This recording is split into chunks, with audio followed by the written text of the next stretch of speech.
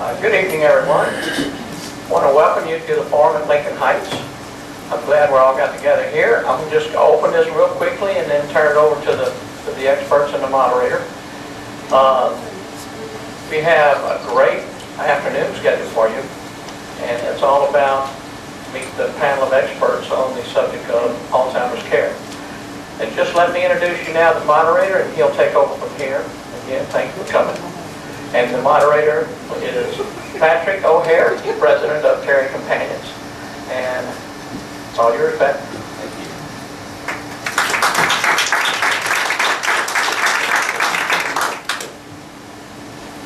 All right, hello.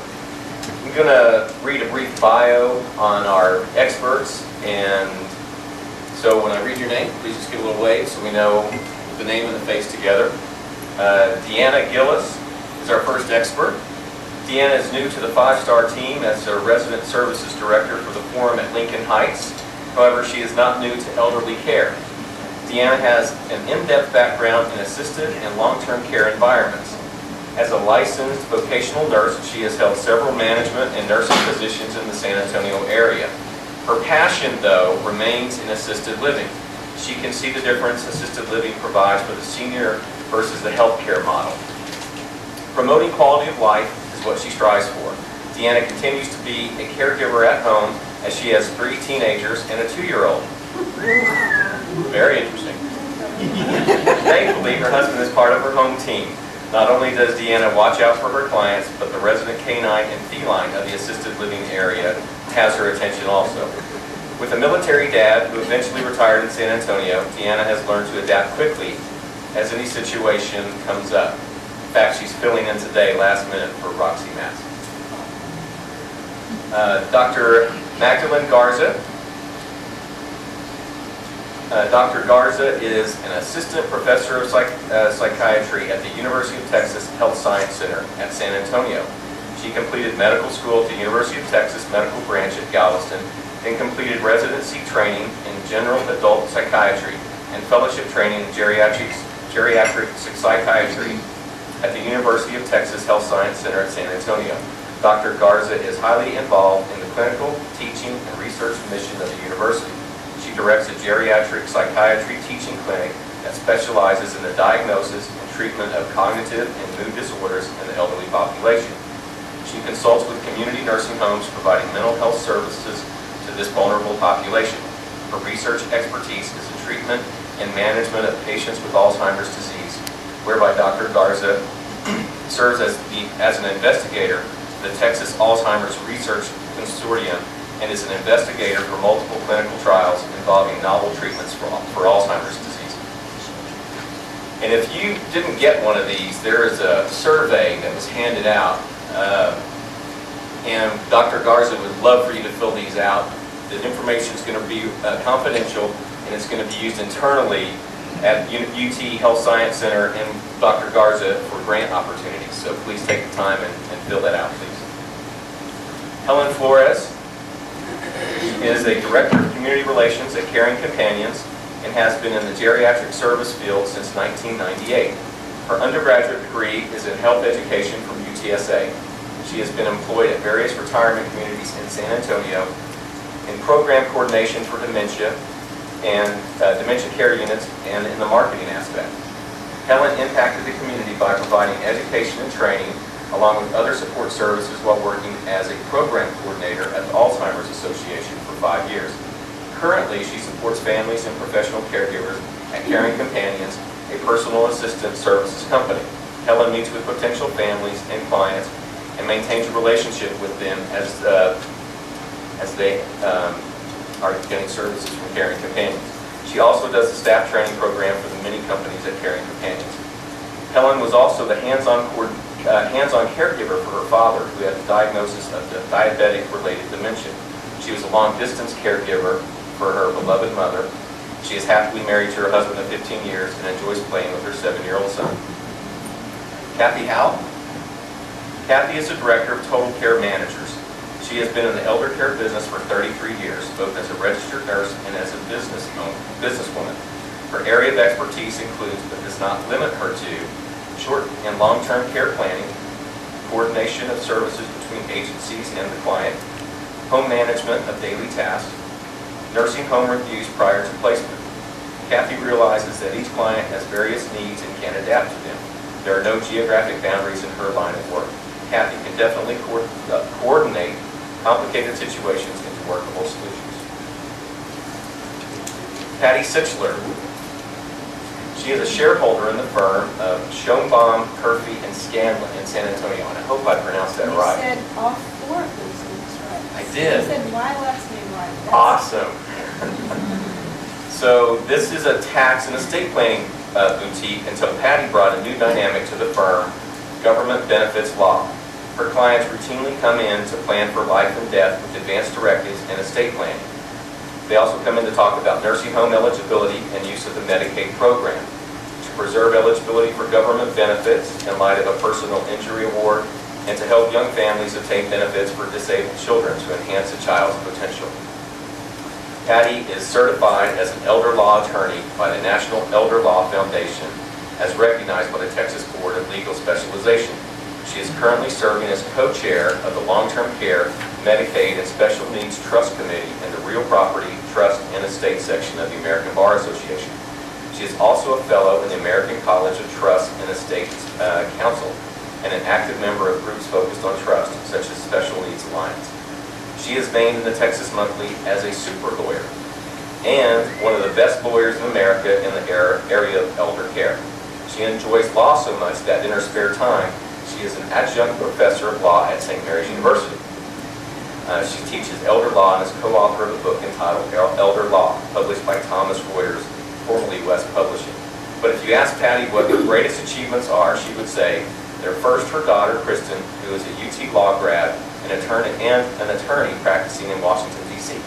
And second, her son, Jason, who is an Aggie and state grad, now working in Denver as a geomechanical engineer. Sounds way too smart. Besides spending most of her time working in law, Patty, a city girl, is only recently experiencing the joys of living in the country among the live oaks and blackjack trees of Lavernia, Texas, population 931. Ginny Funk. She moved from Wyoming to San Antonio, Texas in 1989 to attend undergraduate studies at Trinity University. After completing her Bachelor of Art degree in psychology at Trinity University in 1993, she attended Our Lady of the Lake University for graduate studies in psychology. She completed her Master of Science dual degree in counseling psychology and marriage and family therapy in 1996. After graduation, Ginny worked in long-term care communities in activities, admissions, management, and social services where she gained experience with the elderly. She worked at a specialized assisted living community for individuals with Alzheimer's disease for 3 years. In April 2001, Ginny began working at the Alzheimer's Association as the local development director. She was a volunteer for the organization for 3 years prior. Ginny has served as a program director, San Antonio office director, advocacy director, and is currently the development director for the STAR chapter of the Alzheimer's Association. She celebrated her 9-year anniversary on staff in April of 2010, just last month. Interests include family, running, movies, concerts, anything to do with seniors, including the Senior Olympics, which her mother takes part in. So, that is our esteemed council of experts. And you were, not only did you get the survey, but you should have gotten a little handout here to write questions on. So please, as questions come up or anything that interests you, feel free to fill it out, wave it in the air, and someone will either come bring it to me or I'll come get it. So without further ado, I'm going to start asking questions. That's right. Yes, this is our Vanna White. All right, first question. Best response for caregiver to give when something has been stolen. Camera, keys, cereal.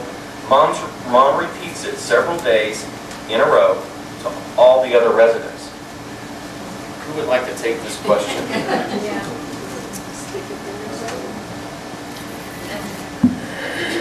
Well, they're figuring that out. On a side note, we had a client that every day swore that when she woke up, someone came into her house and took took all of her stuff and replaced it with some new stuff. And it's funny in a way, but it's also really sad. I mean, that's her reality. Things have been changed, things have been removed. Not sure where she was as far as what her old house was like, but things were different, and she swore when she woke up that someone came in and rearranged everything. So when things are out of place, it can be a big issue. So, Dr. Garza? So this is something that comes up frequently in our clinic. Okay. This is something that comes up pretty frequently in our clinic. Family members ask this question a lot. And the issue is, the arguing with the person, is not going to get you very far. Okay, that's the reality of it. These, when the mind's playing tricks on you this way, it's fixed. It's a fixed belief that they have, and trying to rationalize out of it. They're not. Especially if it's advanced, they don't have the capacity to do that. So what the best response that we talk about with families is to, not so much address the actual issue there, but to address the emotion that comes with it. So if they're feeling scared or anxious or sad or upset about it, that you can direct reassurance in that way. So you can reassure them, okay, well, we'll look for that later. You seem really nervous about that. Let's, and try to gear them in that direction. They need a lot of reassurance. A lot of times anxiety comes up with that. I also find, though, if I may add to you, Dr. Garza, if you mirror their mood, that means you're making a connection with them. So if they're angry, your response needs to be the same. Oh, that makes me mad. Do you know that they took my watch yesterday and I found it, and they're not going to take it again? So if the person with dementia knows that you are bonding with them, that you're understanding their fear, their anxiety, their frustration, then that also allows you to be an authority person in their world, and they will redirect a little bit better because you took that extra moment to say, oh, I validate you. That makes me mad as well. So, helpful tool. You have to be their friend. You've got to learn. They have to learn to. Yeah, mine. You've got to learn to be their friend. They've got to have the trust in you in order for them to adjust and like the response that you give them. So if they don't trust you, they're not going to trust in my response. So I try to bond with them first. You get them all. A lot of times it's almost like joining their journey. So if they're in the mindset that they're missing something, is to actually go in there and start helping them look for it. Like they were saying, make that connection, mimic those feelings. A lot of what they just said. So a lot of times when people are missing their keys or they're missing something, we're going on our unit is looking for those pieces with them. Or coming up, almost coming up with a story, or we can't find it, so it's going to be reported to make them feel validated that it's going to be taken care of, or that people are looking for it.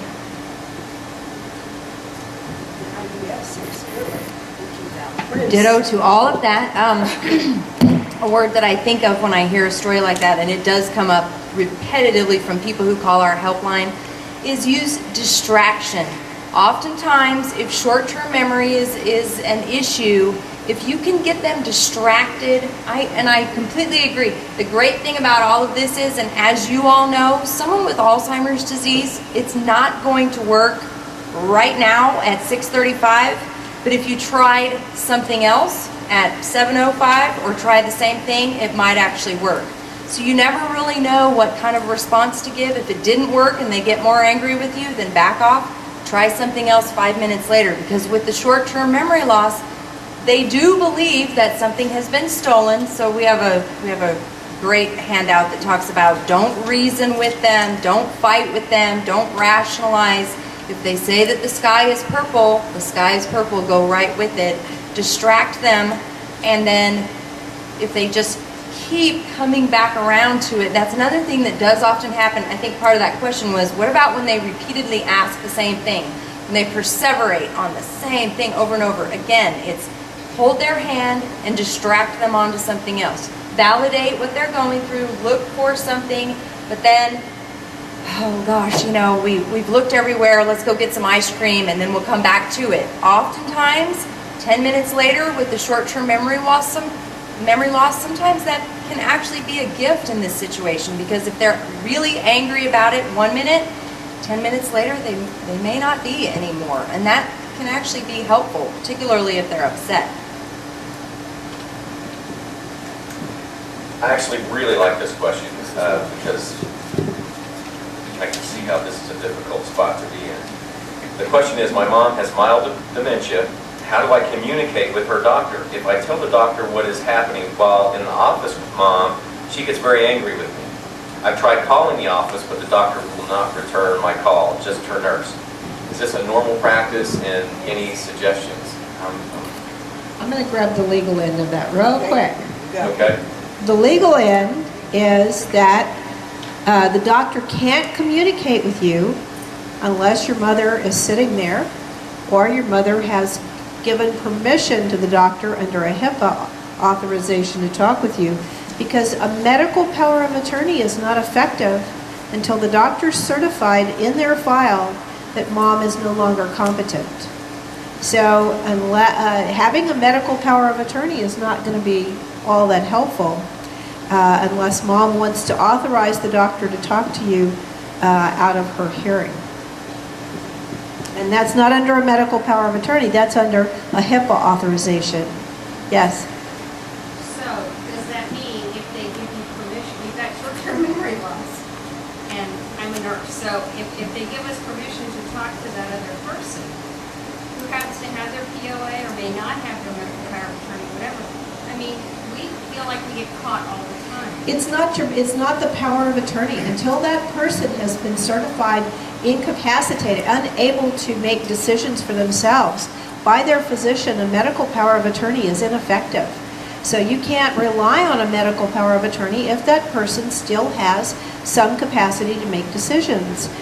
A HIPAA authorization, on the other hand, is something that it's a privacy release. It's a document that many attorneys will draft for you, and that's not a decision-making document. What I tell my clients is this, is Mom goes to the doctor with the daughter.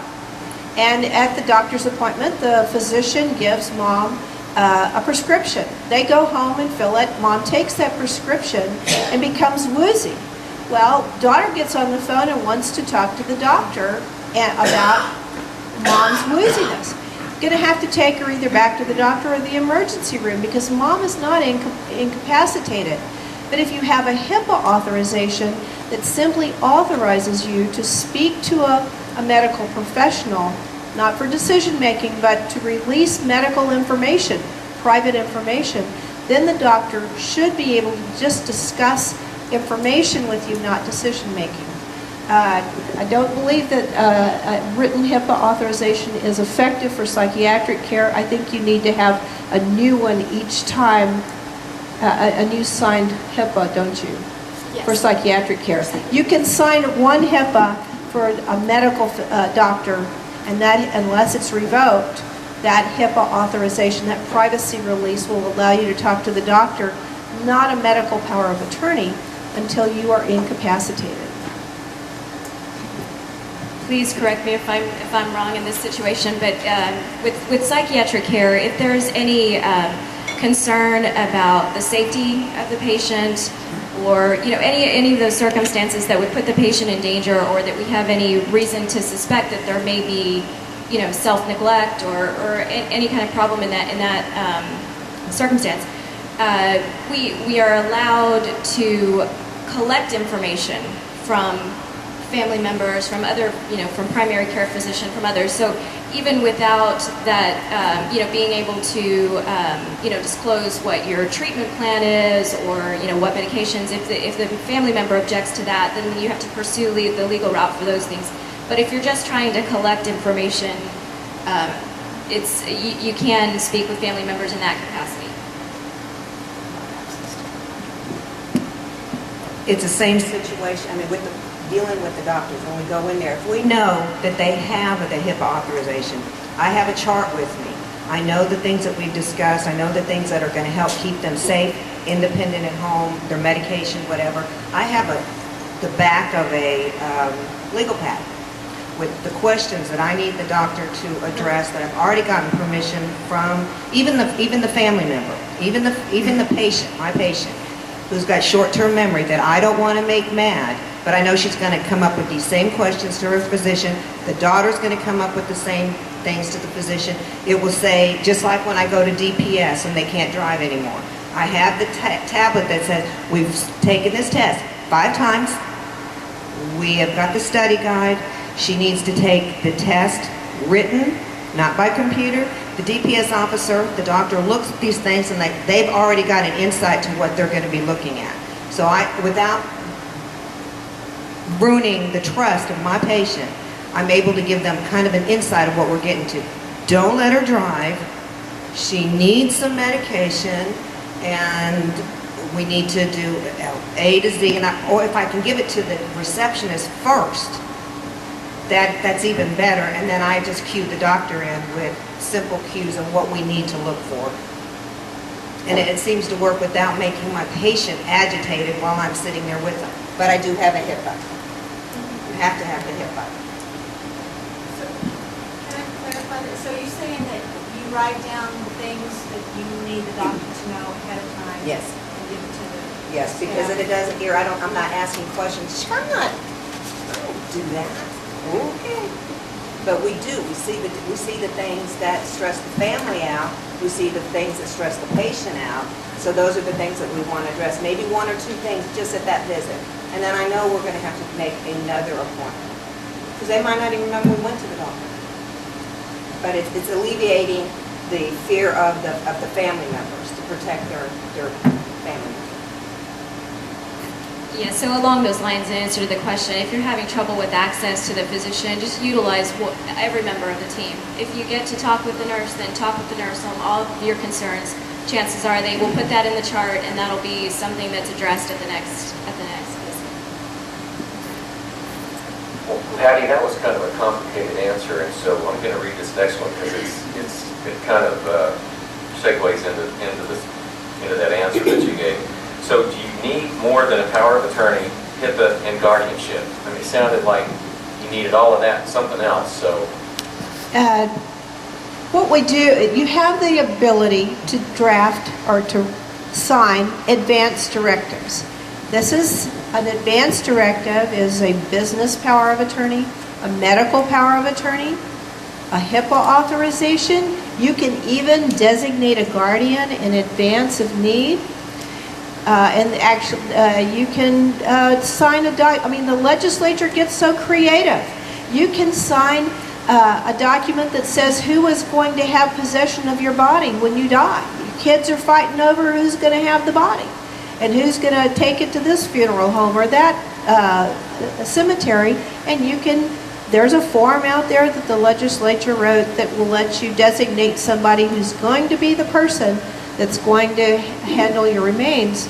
And so you do these documents in advance. If you have an agent to make medical decisions for you, and you have an agent to make business decisions for you, then you really shouldn't have a guardian. Because the only reason we have a guardian is there isn't anybody to make medical or business decisions for you. Now, sometimes I was visiting with one person one time, and I said, now you need to have somebody you trust, a person who can be your agent that you trust. Do you have any children? Yes, I have children. Do you trust them? Not on a bet? Well, then maybe having a guardian is a good thing, because a guardian is appointed by a judge, and that judge is standing, just figuratively, standing over their shoulder, watching what's going on. I tell my clients, I used to do guardianship, don't do it anymore, but I used to tell my clients that you can't go to the bathroom without a court order. You have to have permission to do everything you do for an individual, at least an initial order. And so guardianship is very complex, it's very cumbersome. That's why people go out and name an agent under a medical power of attorney for when they can no longer make their own decisions. or they name an agent for business purposes so that they get their bills paid and they can contact the insurance company. A HIPAA authorization is not decision-making. Often we'll have kids living in Washington, D.C. or Denver. Mama gets sick, they want to call the hospital. How's Mama doing? Hospital won't talk to them unless Mama has authorized in advance to release this personal information. And so you do this HIPAA authorization that authorizes this list of people to just call and talk to the hospital or some medical provider. Not decision-making, simply informational. Does that help? Does that describe?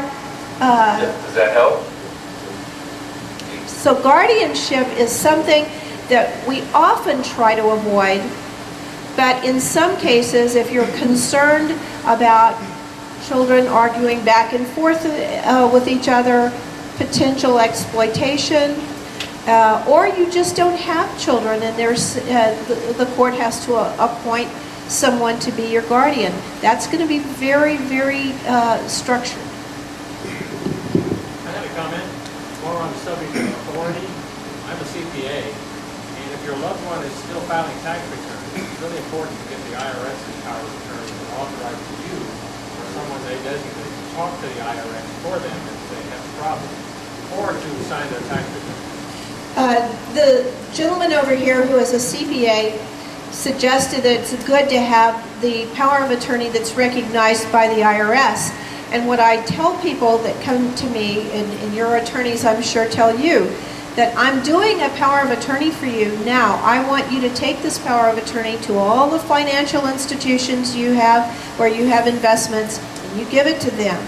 And you say, I expect you to honor this power of attorney, and I expect you to respond to me in writing. And so if you get that letter back, say, yes, we have put your power of attorney on file, then you know down the road they can't come back and say, oh, no, we're not taking that. You say, oh, well, yes, you will. Or if they send you a letter back saying, no, we don't take Texas powers of attorney. We don't like Texas powers of attorney.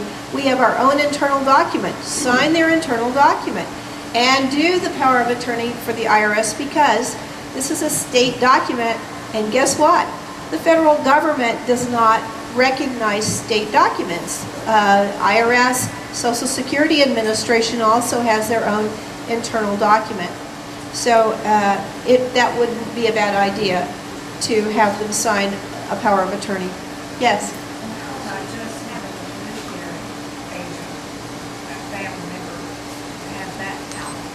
You asked about a fiduciary agent. I'm not sure what that is. Someone who is able to manage the money. So they're a signer on the account? Is that?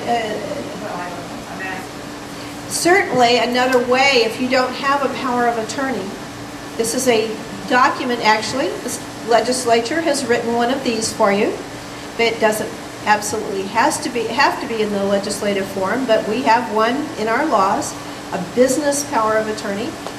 On the other hand, if you want to give your family members access to all of your financial accounts as a signatory authority, that's certainly something you can do as well. Is there a brain scan to detect traces of Alzheimer's disease?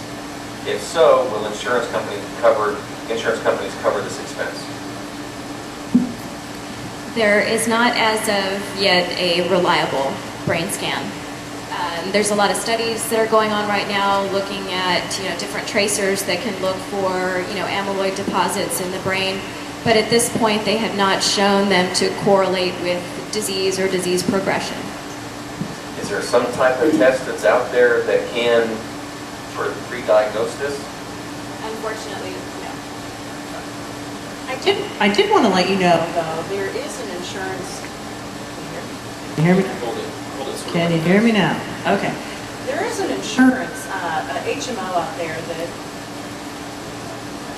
hold it Like that. Like that. Like that. Beautiful. Okay, there is an HMO out there that has, I thought, did it something unique. when their clients turn the age of 65, they offered them to get a scan of the brain. And they are using this scan as a baseline, which I thought was very smart of them, because HMOs usually are not very, how shall I say, forthcoming with benefits per se, and that's just my opinion. But I'm very pleased that Secure Horizons Pacificare had the foresight to do that. So when their participants turn the age of 65, they automatically did a scan of the brain so that they could utilize that as a baseline as they age. So one potential utility for that is, Alzheimer's disease is the most common type of dementia, but there are other types, and one of those being vascular dementia. So, when your physician recommends a scan, they may be looking for other causes because the treatments vary. I have a family history of Alzheimer's. What should I do to prevent this from happening to me? Or possibly slowing the process?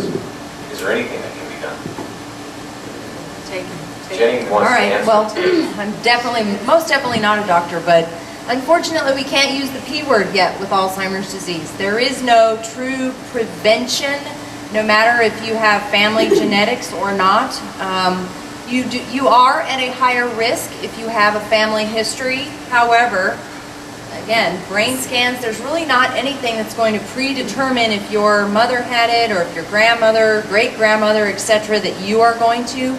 Your risk is increased if you have a loved one who is actually diagnosed and develops Alzheimer's disease younger than 65.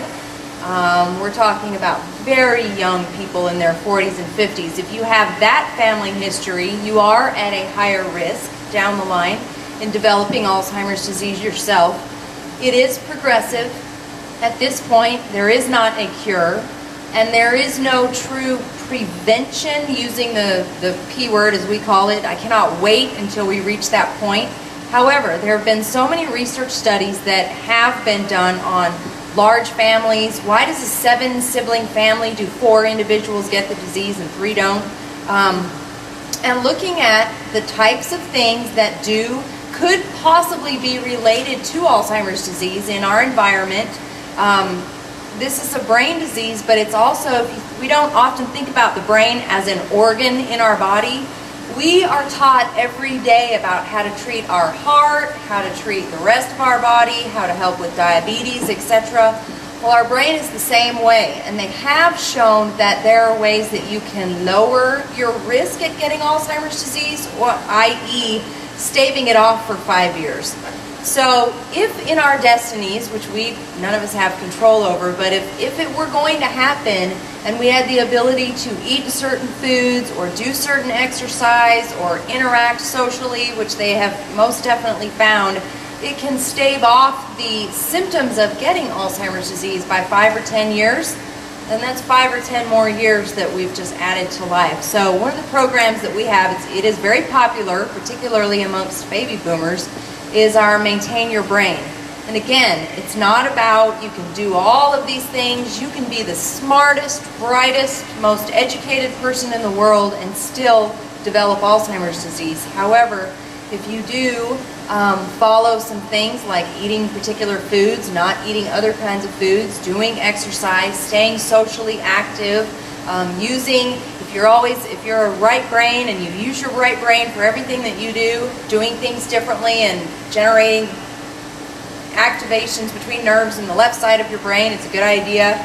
All of those kind of things are taught in this class that we have, and they have been researched to show that, okay, less people develop the disease, or it was 5 years later that they developed the disease. So there are things, and you can find all of this information on our website.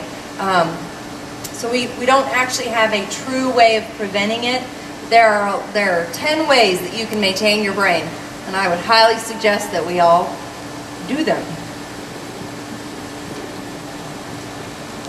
Dr. Garza, you mentioned that Alzheimer's was one disease, but there are other types of dementia, and I actually have a question asking about what is the differences between Alzheimer's and dementia and other forms of dementia. I mean, I always thought they're kind of the same thing, just they're different titles, but maybe there are differences that we ought to know about.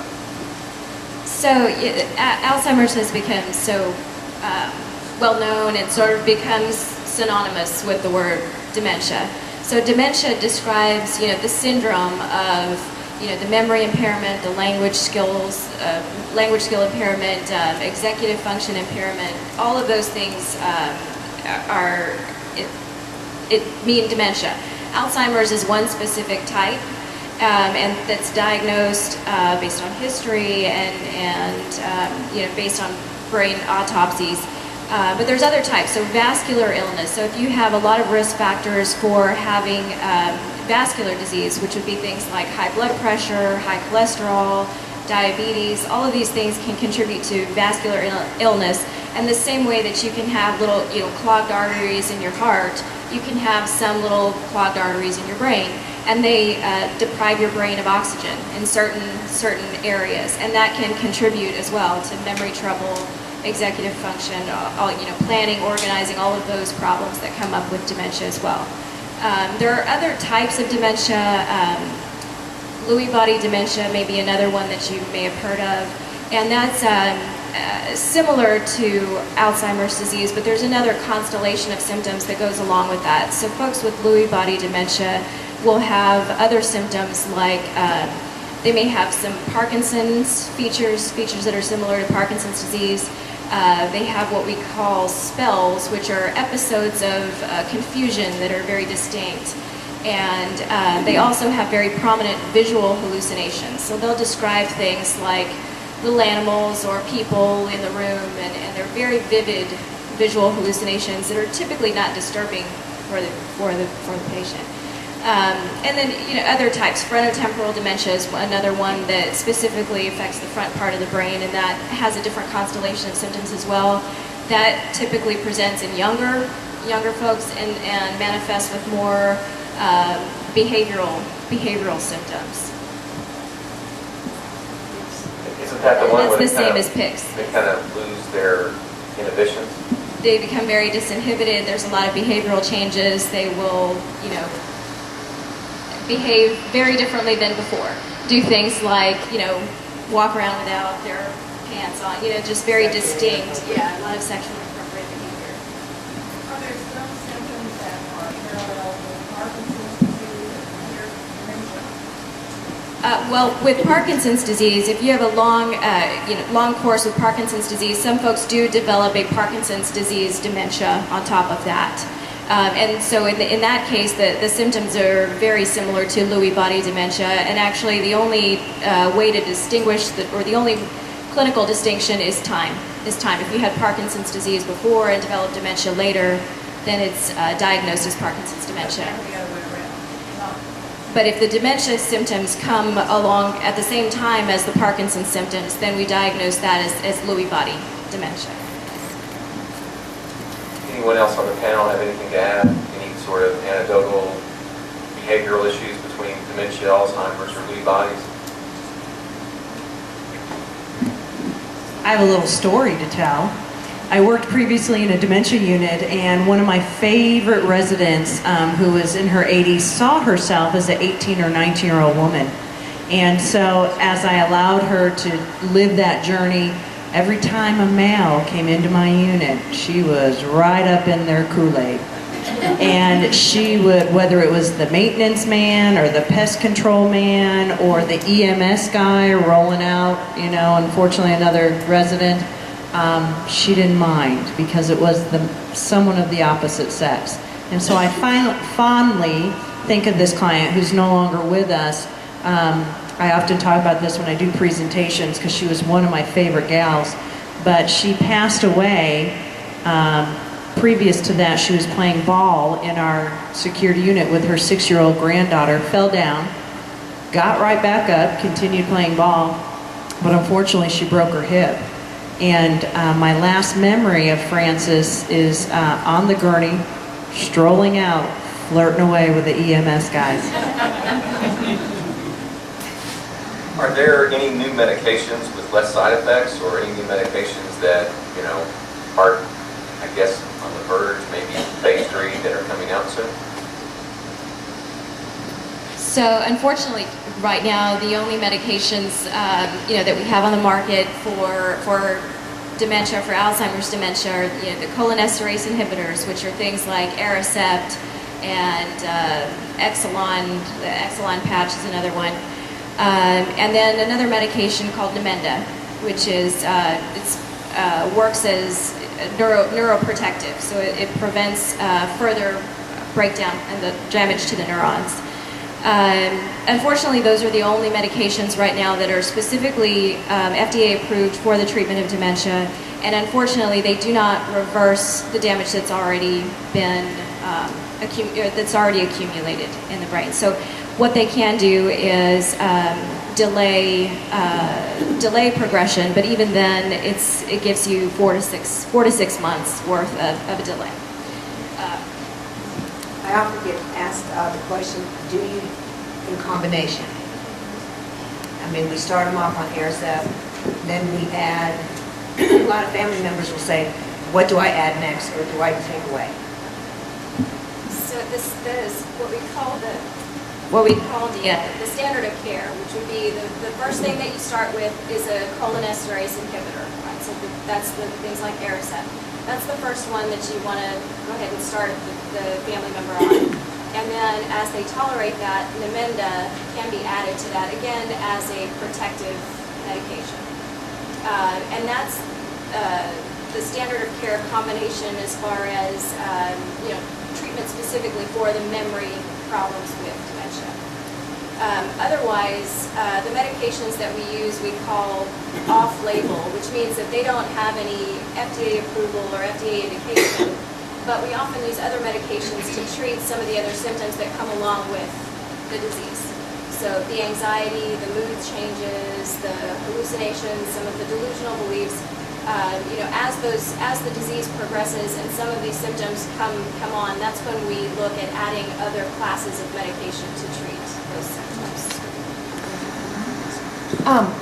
I do also want to talk about the future, just because I'm very, very, very fortunate to be part of the Alzheimer's Association, and we have at our national office, we have a National Medical and Scientific Advisory Board, and we get a ton of information from them about research studies, particularly on medications that are currently happening. We learn about the process, why does it take so long? It's been a long time since the last medication was FDA approved. It can take anywhere from 10 to 15 years for one medication to make its way through all of the clinical trials, starting with mice, and then it has to go all the way through a phase 3 trial with humans, then be approved by the FDA, and then go out on the market. The great news is that we hear from our scientific advisory board is that there are actually 9 that have reached phase 3 clinical trials.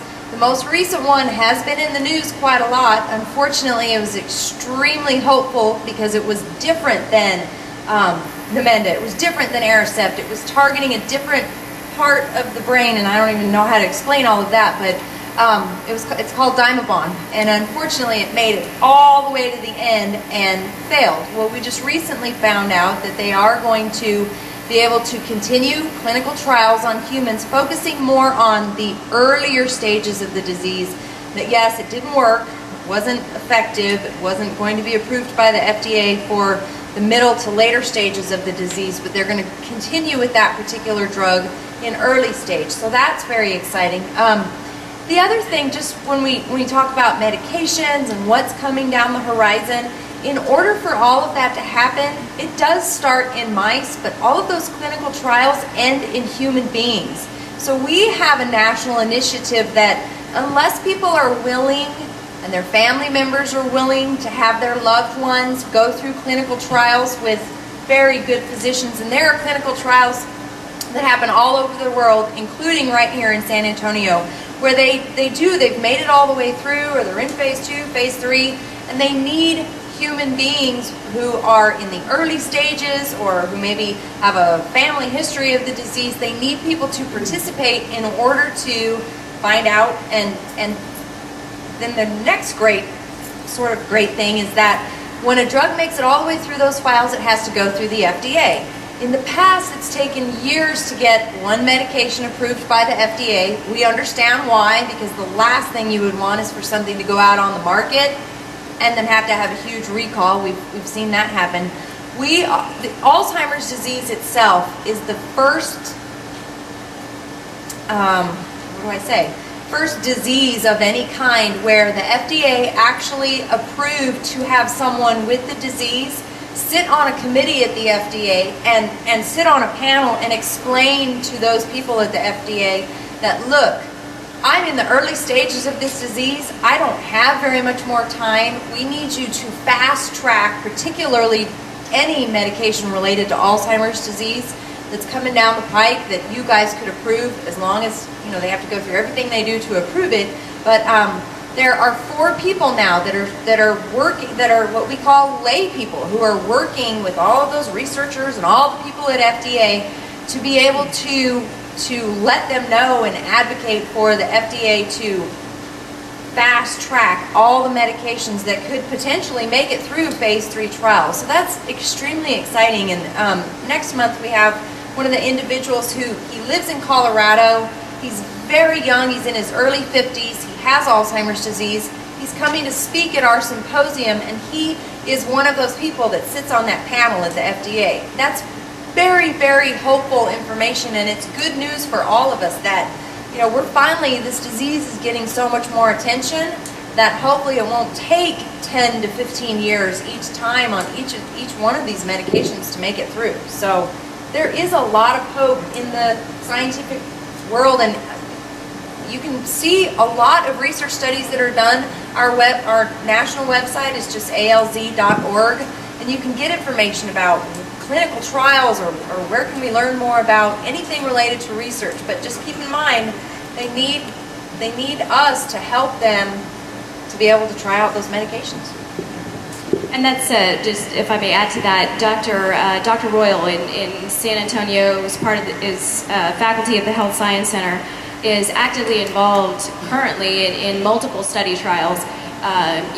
Both looking at, for earlier markers of the illness, trying to figure out if there's something that we can pick up in the earlier signs that would be able to be treated before things progress further, and looking at even novel treatments like, antibodies to the amyloid deposits that end up in your brain as a result of Alzheimer's disease.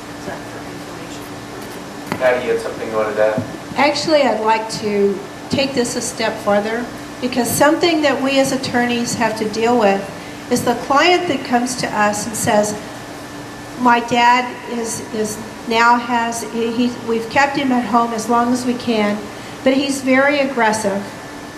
Is there, and none of the nursing homes will take him because he's so aggressive. Isn't there some magic pill or something that the doctors can give him so that he can be comfortable and move into a facility that's safe, and he doesn't take his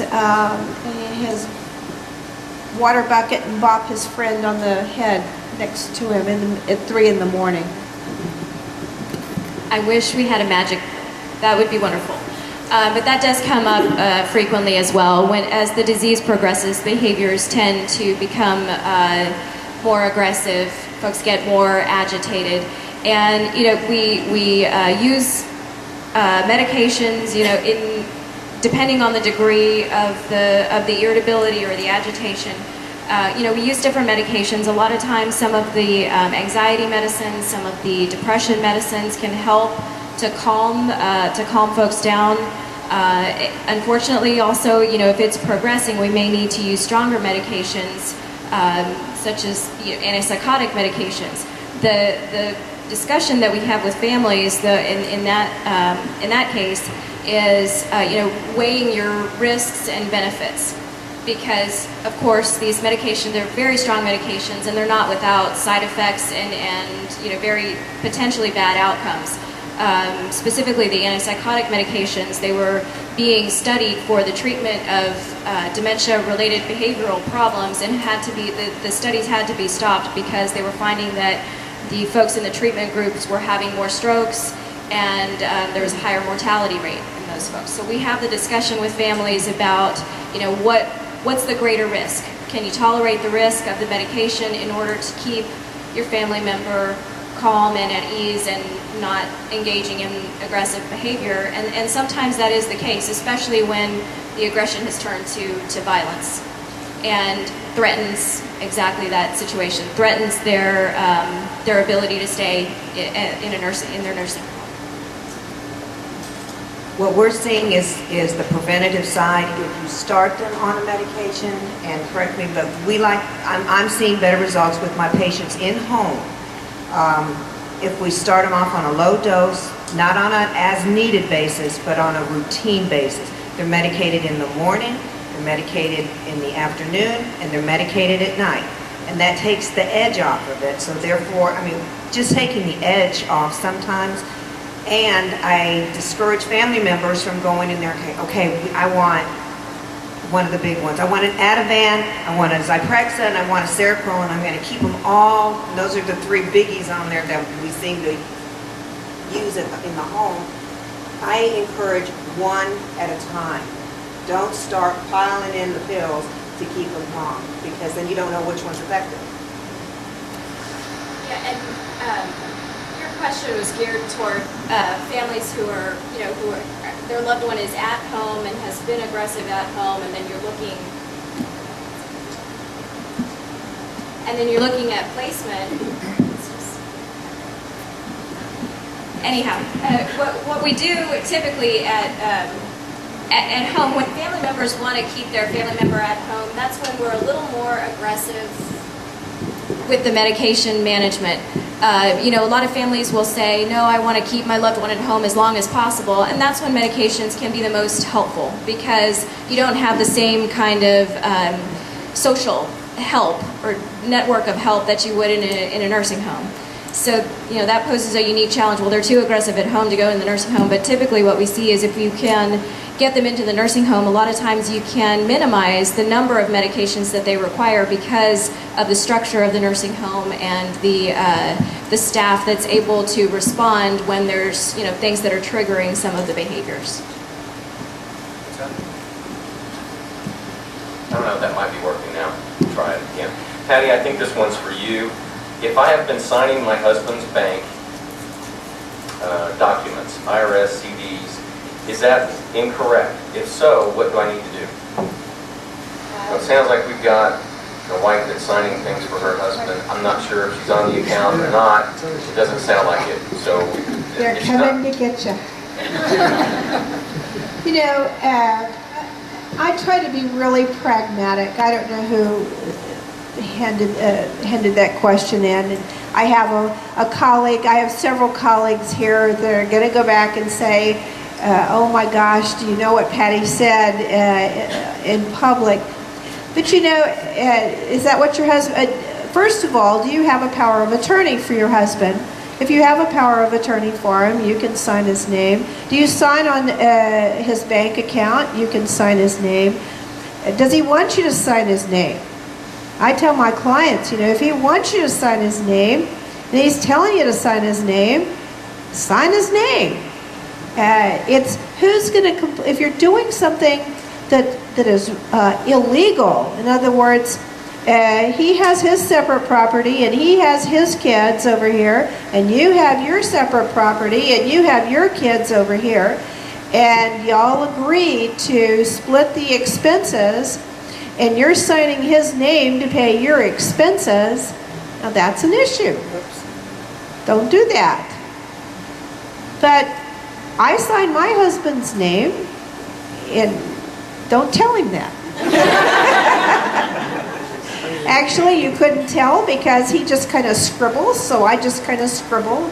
He can't sign my name because I write real big and flowery. But no, I think the question is can you do this? And who's going to, as long as the person you're signing for doesn't object, then I think it's probably okay. But if somebody's going to complain about it, don't do it. Cheryl? You're right. Okay. She's my mentor, Cheryl McMillan, by the way. But what if you have siblings? That's a bit different. Okay, now, you see? Who is going to object? That was, and I've got to tell you, when I meet with families, Usually it's one of the kids or two of the kids come in. I always make them list all the siblings, and I always ask them, probably the second question out of my mouth is, how do you guys get along? And what I'll do is I'll do it this way. I'll say, I'll look at the kids, especially if they brought a spouse. I'll look at the spouse. Now these kids get along, they absolutely love each other, they're hugging on each other, there is never a strong word, and you can just see the eyes go back. Okay, now tell me about these family issues. Because while I can tell you that if mom says sign her name, but you have a sibling that doesn't trust you any farther than she could or he could throw you, don't do it. Don't put yourself in that situation. If you have a power of attorney, you can sign it as agent. That's perfect. That's been set up that way. Or if mom can still scribble, you can sign with an X. Believe me, there is not a little person at the bank that's watching every one of those signatures go through to make sure it matches the signature card. So if mama's signature is going downhill, that's going to be okay. You don't have to have a good signature to sign. But watch out for the siblings. You want to be very, very careful about who is going to complain about, yeah, you guys, you better watch it. Just watch it. I will say that she and my other sister have been a great blessing. Having them on, and they came in, and I wouldn't make it without. And I will tell you, you're very, very fortunate. Very lucky. Very lucky. The next question has to do with a man that has lost control of his bladder. Incontinence is now an issue. The doctor was told about it, never gave meds for it, and then to top it off, this questionnaire says, to top it off, he does not say when he needs to go when he's in a public place, and that's a bad situation. So what would the panel recommend to do in this situation? A lot of times in the healthcare setting or assisted livings, they kind of do something called a bowel and bladder training, and it's basically to where they actually have somebody toilet every 2 hours, regardless of whether they need to go or not. Because if you're, it's almost instinct when you're there, you're gonna go. Of course, if you're going out in public, making sure to give them the opportunity to go to the bathroom before leaving, seeing if you can't convince them to use the adult protective garments just when you're out and about, just in case you can't find that bathroom. Definitely things like that. As soon as you enter a restaurant, would you like to go to the bathroom? Would you like to, how about doing that to kind of prevent getting to that point of having that urgency? Because a lot of times doctors, I might be speaking out of turn, don't prescribe the medications because you hear all these medicines for urinary incontinence, but that might not be the issue why they're having the urinary incontinence. Like there's no cure-all for your urinary incontinence that a drug is going to fix. It all depends on what's causing the urinary incontinence.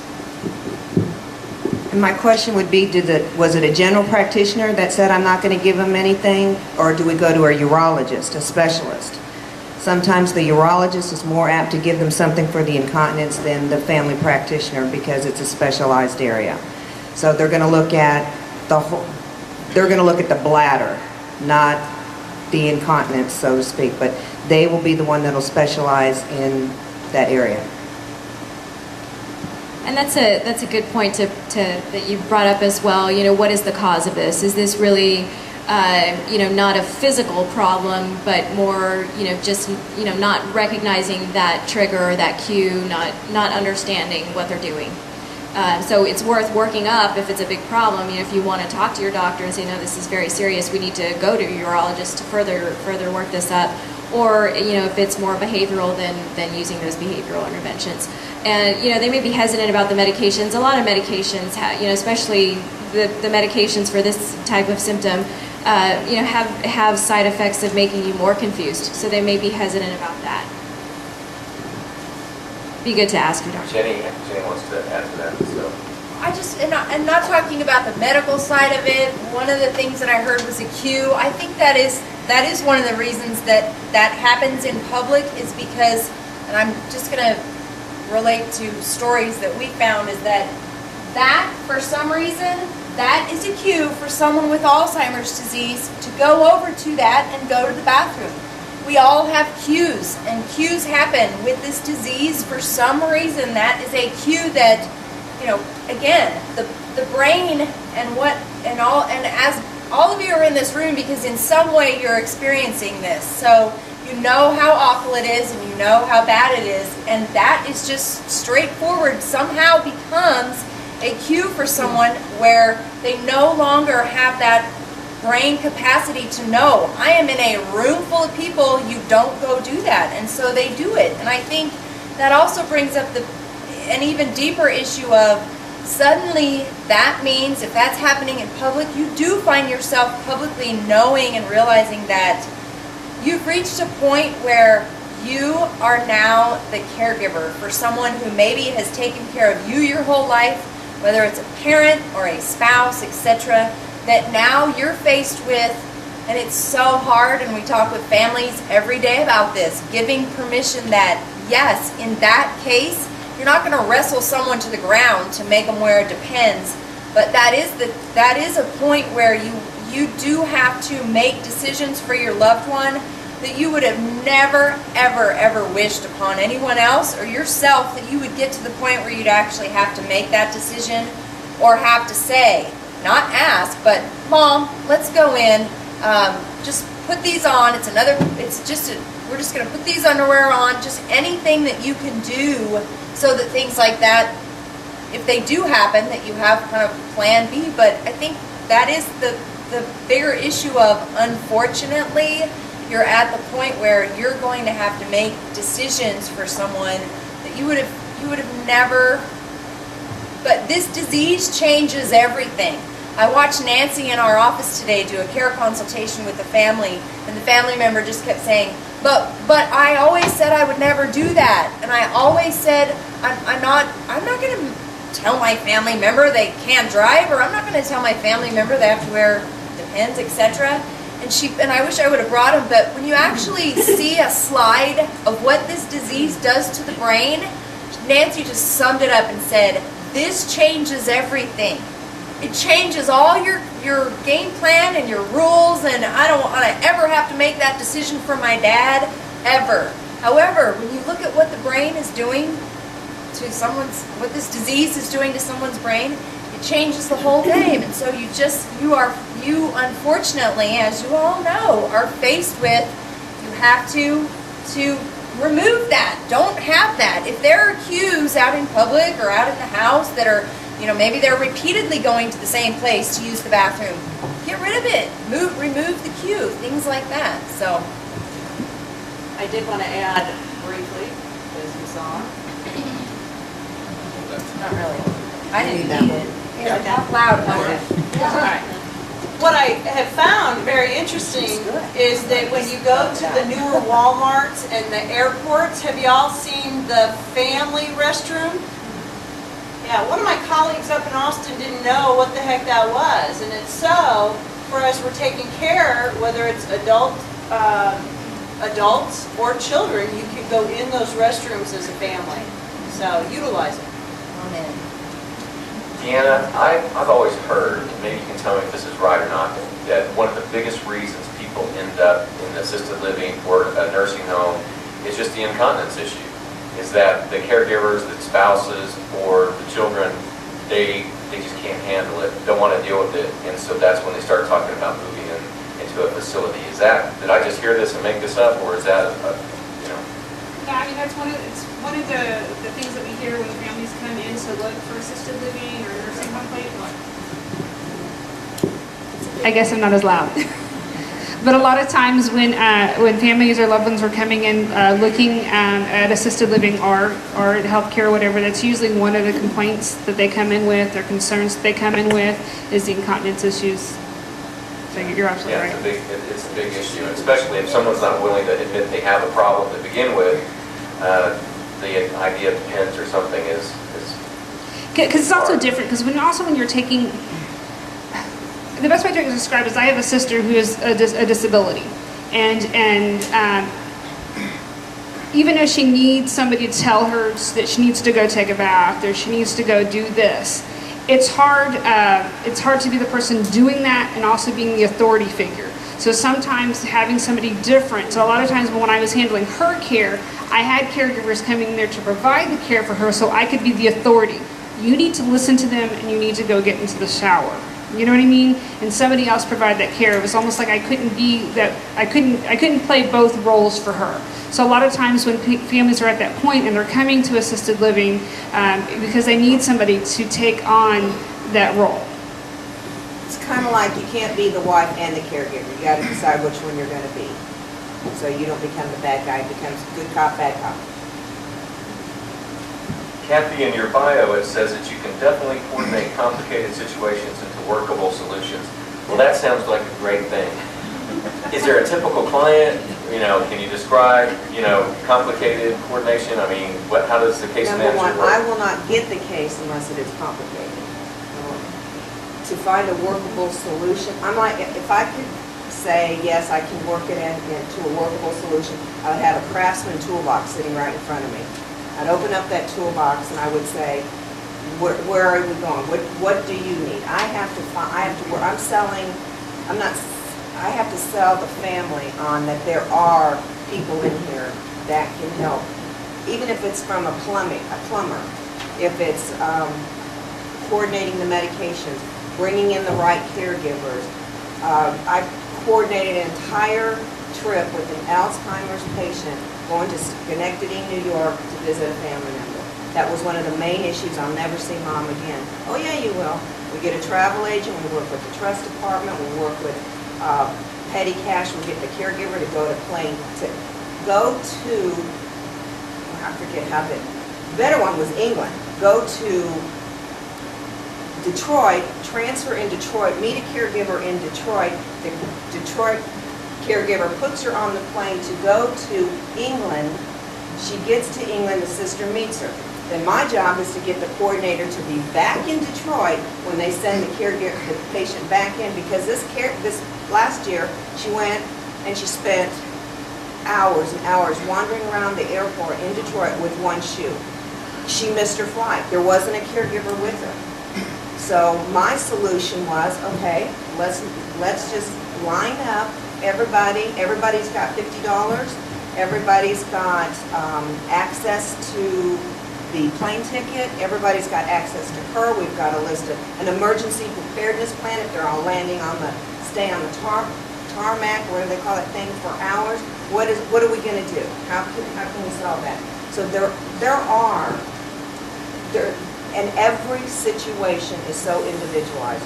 There's not one that seems to be, if there's a patient in a room and I'm taking blood pressures and doing medications, the family member says to me, do you know there's a woman in that back room? It's my girlfriend, so can you take her home? Sure, I take her home. Meanwhile he goes and gets his little hat and his coat on and he's leaving. But it's a distraction mechanism. And it's 33 years of experience. I mean, you just had trial and error, and we've been very successful. Well, I mean, oftentimes a family doesn't know who to turn to when the situation suddenly gets unmanageable. And so it's great this is a great panel to talk to the experts, but also reach out to the Alzheimer's Association, and they can point you to the resources and get you the answers that you need. Well, Helen, you hear these words bannered all the time. I need a sitter, or I need a companion, or I need someone to help me with personal assistance, or I need a CNA, I need a nurse. Can you kind of describe what the differences between these levels of assistance are? Sure, terminology. You may just have to be loud for that, Mike. I know you can do that. I can do that. Well, there is terminology that has flown around there that I'd be happy to clear up, because sometimes when people ask for a sitter, well, what do they want out of that sitter? Are we strictly there for companion services, interaction, Or are we there to do cueing, redirecting, helping with activities of daily living, taking them to Macy's to buy a bra, go to lunch? You know, what is your definition? So I prefer to say companionship or personal assistance services. So companionship is someone who can take these individuals out and about. We too have a client that our caregivers go to England with, San Diego, you know, and they stay with that client majority of the time except when the family's around. Personal assistance services, or a caregiver, this individual can certainly offer the companionship role, but they also may be able to help with bathing, dressing, grooming, incontinence care, medication reminders, following physical therapy notes, walking the dog. If that's what's going to keep our clients inside their home, well then great, we'll do that. A provider is generally a term that is used for state-funded support. Provider services are, an agency is a vendor of Department of Aging and Disability Services or APS or something or other, and they send state-funded caregivers into the home. So that's my understanding of the different definitions for in-home health. Now there is a difference between medical home health and non-medical home health. And your medical home health are going to be your nursing services, your therapy services, wound care, injections, but those are not necessarily the support system that can be in the home 24 hours a day. Non-medical home health typically accompanies medical home health. We call that continuum of care. The non-medical home health are the unlicensed individuals, the companionship, the personal care assistants.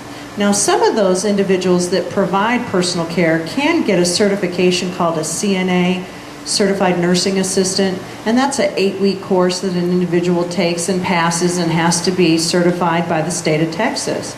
So that just means that they have a little bit more experience potentially versus an individual that would be classified as a companion. Does that help? It does, thank you. This is an interesting question here. I'm not sure if we know the answer, but maybe Dr. Garza might be able to help us. If a patient has dementia and extreme short-term memory loss, do you think that they have an awareness when you converse with them? That is a very interesting question. That's a philosophical question. I think they have an awareness when they're engaged with you. So that is there is meaning in the engagement. So, you know, the fact that they can't lay down those memories does not diminish that emotional bond that you have with them. That was me. I guess what I was asking is when you're conversing, my mother is in Alzheimer's and she has dementia. And she has mostly cannot talk. Every once in a while though, she will just say, "Do you know what? I love you." I mean, it's wonderful. But sometimes when I'm talking to her, she looks blank. And then other times she'll look at me like she understands what I'm saying and knows who I am. But you don't know that. I mean, it's, I don't know. So you're probably best philosophical. Well, and that's a difficult thing. But I do want to emphasize, you know, that the emotional response from them is real. And I think one of you talked about this earlier, especially, you know, if they're angered or other things.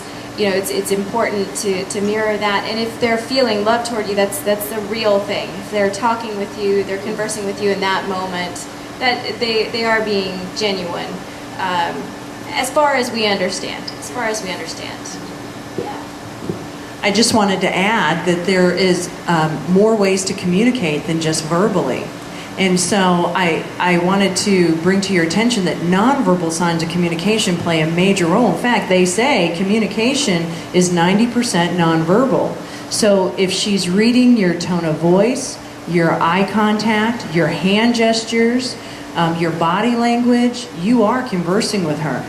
I had a family member, when I worked at the association, Jenny, you may remember this, the daughter came in just distraught. She did not think she was connecting with her mother.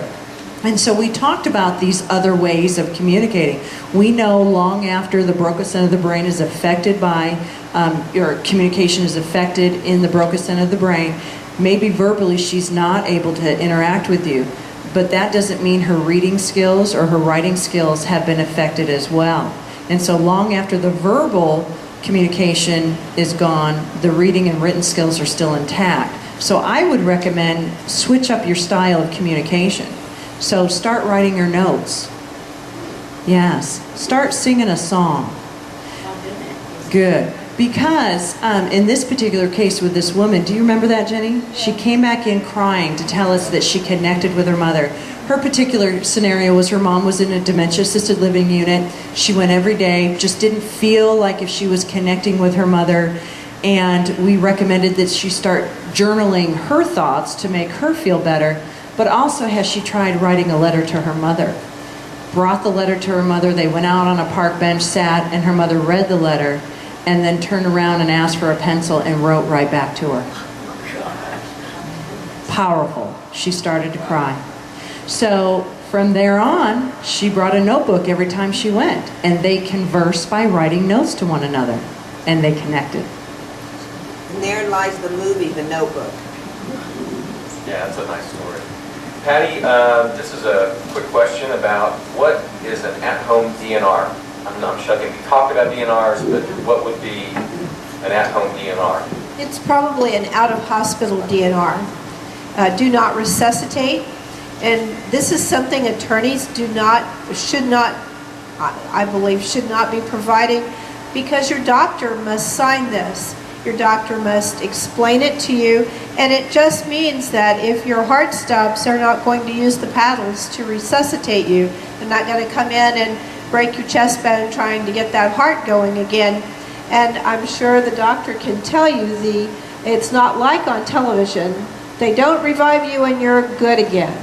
That the percentages of getting you back after your heart has stopped are very low. This is what the geriatrician friends will tell me.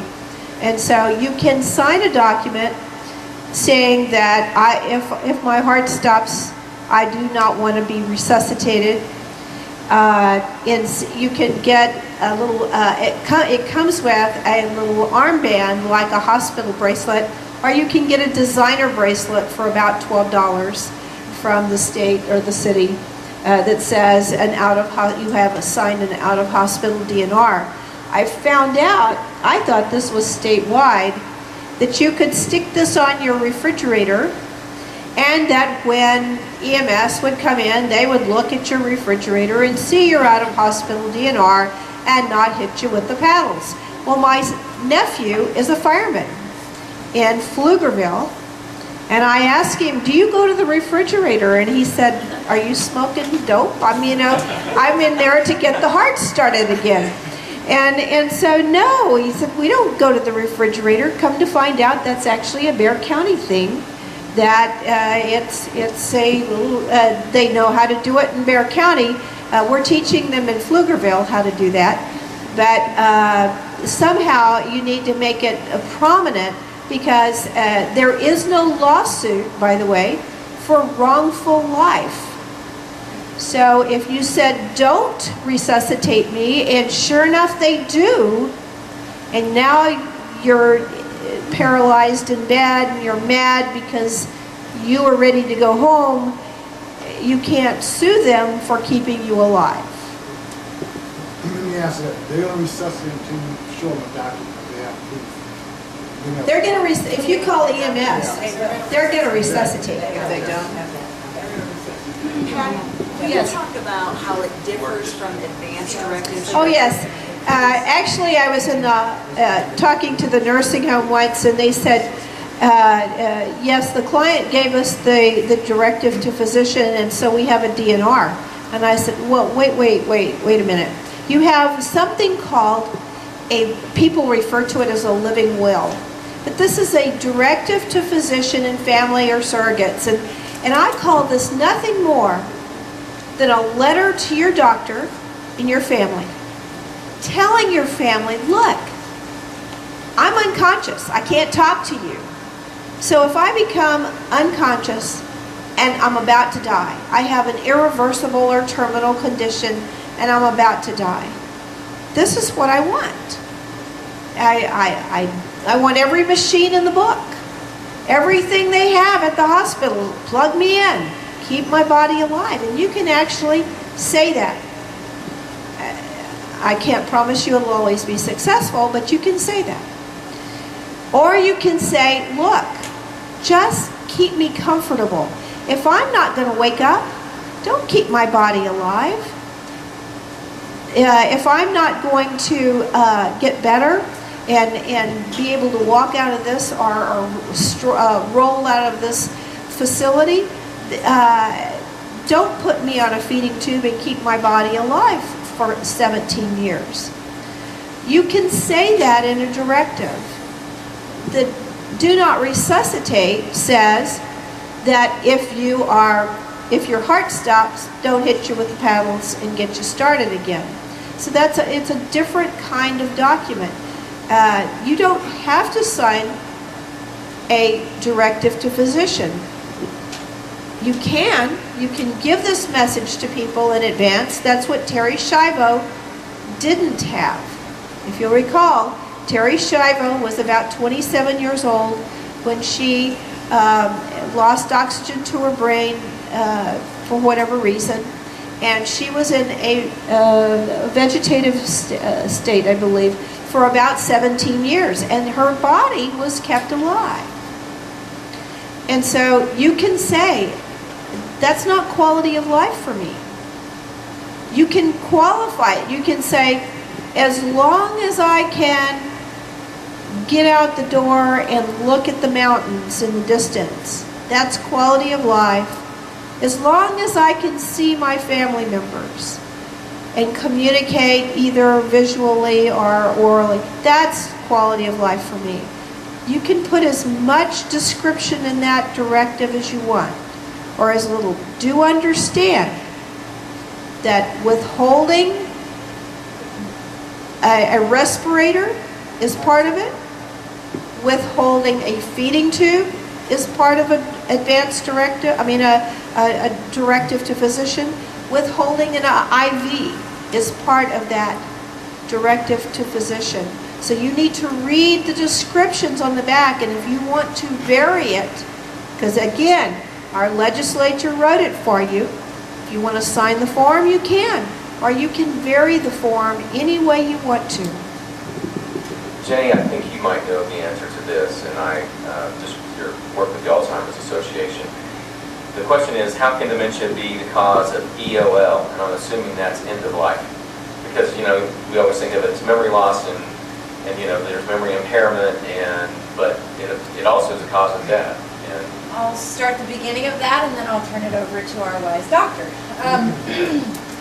Unfortunately, one of the statistics that not very many people know is that Alzheimer's disease is the 7th leading cause of death in America. Most times the reaction I get to that is, that doesn't make any sense. How can Alzheimer's disease cause death? It's the 7th leading, and it continues to go up, unfortunately, on that list, while thankfully other diseases continue to go down.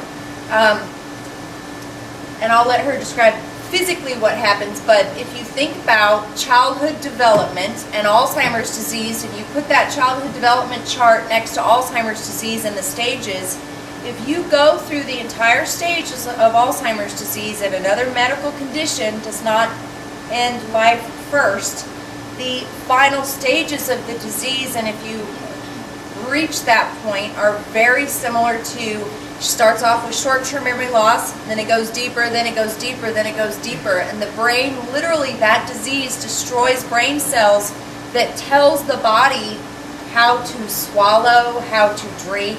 Again, incontinence.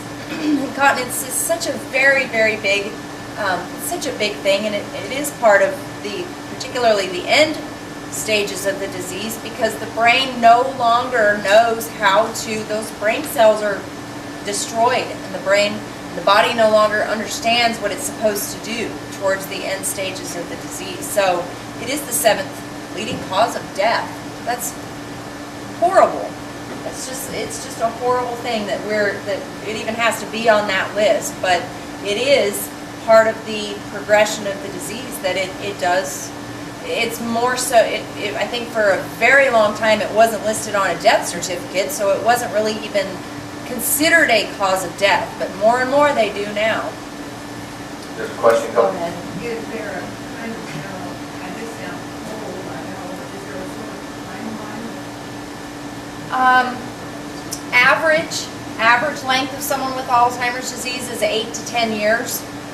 We've seen individuals with very early onset where it tends to progress quicker, about 4 years.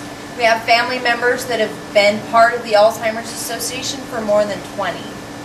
So it really does. It depends on other medical factors. It depends on age. It depends on the physical condition of the body. But that is one of the most devastating parts of the disease, is that often you'll watch the caregiver's health deteriorate much quicker than the person who has Alzheimer's disease, who physically is up and going and doing those kind of things, and just all of that kind of stuff. The caregiver's going downhill, but it can last a very long. It's like we all have said, and you all know, it's different for every single person. It's just the strangest thing. Yeah, that's a very excellent answer, and that's exactly our understanding of it. So it's remarkable that you'll see people with Alzheimer's disease. They're remarkably healthy otherwise. There's not a whole lot of other physical conditions that they have, but they become inflicted with Alzheimer's disease, and then it's a very long and slow progression. And you did a very good job of explaining that, and our basic understanding of that is that it's organ failure, it's brain failure. The same way you have heart failure, you have kidney failure. It's the one organ that is failing you and slowly dying, and your body, it stops getting the proper messages that it should get, exactly the way you explained. You stop learning. You lose your ability to carry out normal physical functions. It's like a lot of our patients end up with pneumonia or fractured hips. And the reason for the fractured hip is the brain is shut down, the right foot goes, the brain doesn't tell the left foot to go. Therefore, the patient falls down, and the degeneration or the osteoporosis or something else is going to get them. Same thing with pneumonia. They forget, it's almost like they forget to breathe. So therefore, if the lungs aren't expanding, the germs are going to sit there, the pneumonia is going to take over, and that's what usually gets them. So they used to list pneumonia as the cause of death, but truly that happened because the disease has reached the end stage. Yeah, we're going to try to stop at 8. I've got a couple more questions, but try to stick around because we can give away some door prizes. So if you haven't filled out the necessary forms to get a chance to get a door prize, do that now. These questions are kind of related. It's how is Alzheimer's diagnosed, and if it's diagnosed with a neurologist, how do you get them to a neurologist if they won't even admit that they have a problem?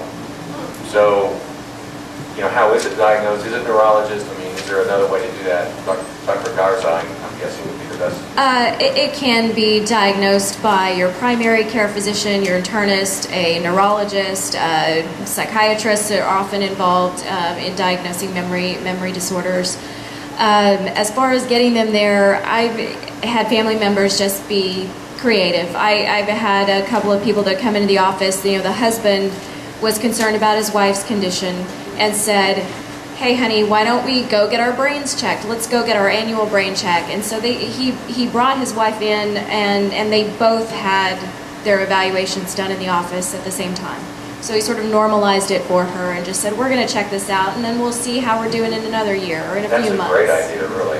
Just go along with them, say, "Hey, annual brain exam." Does anyone know when Aricept is going to go generic? I know it's been on the market for a while, but does anyone know that? Sorry about that. The last question is kind of lengthy. Patty, I think this is kind of up your alley. My family member has been happily married to his wife of 14 years, who is now stage 5 Alzheimer's. They live in her house, separate property of 14 plus years. Her children, who were given power of attorney, are planning to sell the home when necessary to pay for her nursing home expense, and have told the husband to plan to move out at that time. Does the husband have any legal rights and what might be an appropriate defense action. So it's a complicated situation, very specific. Someone wants to know the answer to this. Well, a person in Texas, a spouse has a homestead right in the home, even if they don't own it. So getting that person out of the home might be difficult. One of the things, though, you don't want to create conflict at this end stage. I mean, they're spouses and they want to be together and they want to love each other and they don't want all these extra complications. So one of the things they might think about doing, so that sometimes I want to point out to kids, this has been your mother's love for 14 years. I mean, he has been special to him, to her. He has this homestead right to live there. Even if she died and left that house to the kids, he could stay there. And they couldn't force him out. He has a homestead right to stay in that home. But get a reverse mortgage on the home. He's living there. So they get a reverse mortgage on that house and use the money to pay for her care. Well, a reverse mortgage, you don't have to start paying it back until he leaves the home. And so they're using the money from the reverse mortgage to pay for the care, and then he's able to stay there. But there's one other way of doing that, and that's something that I do every day, is maybe, potentially, the Medicaid program could pay for her care in the nursing home, protect the homestead, and he could stay in the home. Now, that doesn't always work, and when there's dysfunctional families, it makes it even more complicated. But hopefully, her children are going to be sensitive enough, even though they want this money to pay for mama's care. Just don't say, oh, well, the only way to do it is sell the house, get out. Well, that's going to mean his kids and he are going to go get an attorney.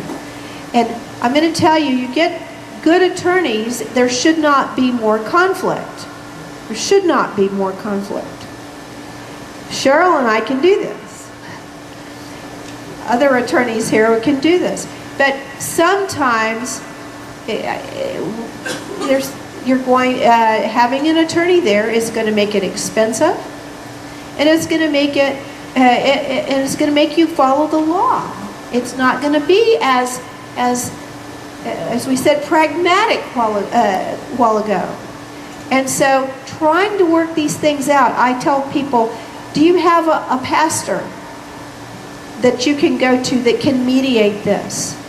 Do you have a family member that both of them respect that can or a family friend that can mediate this? Try to mediate it and avoid conflict as much as possible. But there are legal rights that he has. Thank you, Patty. Thank you. Let's give it up for our panel of experts. How are we doing the door prizes? Who's doing that? Okay, I think we have sheets to draw. What's the first door prize?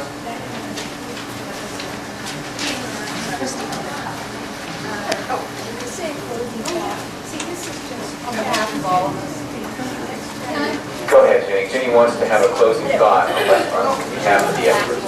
I do. I want to ask you all a favor, a very big favor. I want to leave you with the thought, because we're all in the room, because we all have a vested interest in this. So I just want you to think about this. You're here because you're touched in some way. And all of us know how horrible this disease is. Right now, our Congress spends $6 billion on cancer research. Do you not see something about cancer every single day? I think that's incredible, and it's important, and it gets attention, and it gets a lot of money for research. So I'm going to ask a favor that you all not only come to these kind of things, but share your personal stories. I know you're going through very, very personal things, but like that other disease, the more people that talk about it, share and speak up about it and get involved, whatever you need to do, the more research, I mean, all of us want to know about prevention, a cure, what's going to happen not only to our family members, but the future. The more we collectively continue to bring this disease out of the closet where it's kind of been, the more attention, the more money, the more everything, the more awareness, the more resources, all of it. So I would ask, just get involved with all of us, just speak up and share your story, even if it's with friends that it's very difficult to talk about. The more you guys tell people what you're going through and how horrible it is, the more you'll find out. Your neighbor has it. The prevalence of this disease is so bad, it's just that we're still not all quite talking about it enough. So please share your stories and let other people know so that we get that kind of attention, so that we get more than $650 million for Alzheimer's research. We can get at least $1 billion. That's the only way we're going to end the disease, is through more research, which takes more money. Thanks, Jenny. Can we have Helen draw the first winner? Let's have the panel of experts draw these. Okay. Our first winner is Eva Mae Watts. Eva Mae Watts. Yay! Shelley has her prize. Let's have Dr. Garza pull one out. And Shelley, you're going to have to tell me to stop when it's time to stop. We actually have 6. 6? Oh, we're good then. Nancy Jo Whittam. Nancy Jo Whittam. Winner. Big winner. All right, Cathy's drawing one. Pat Fight. Pat Fight. Big winner. In the back. Lady in blue.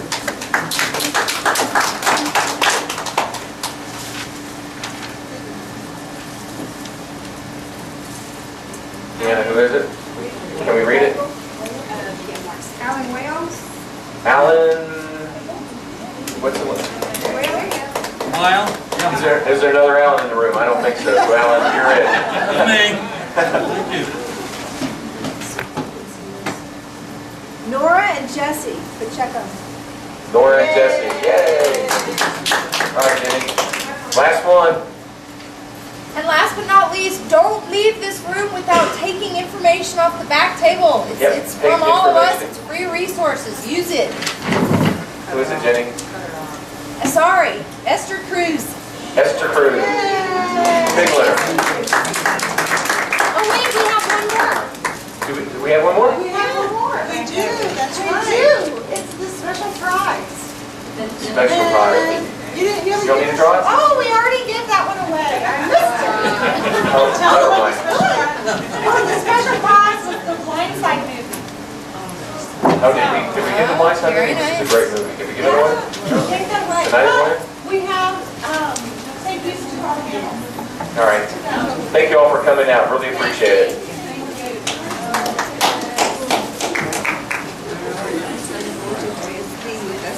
Oh, yeah.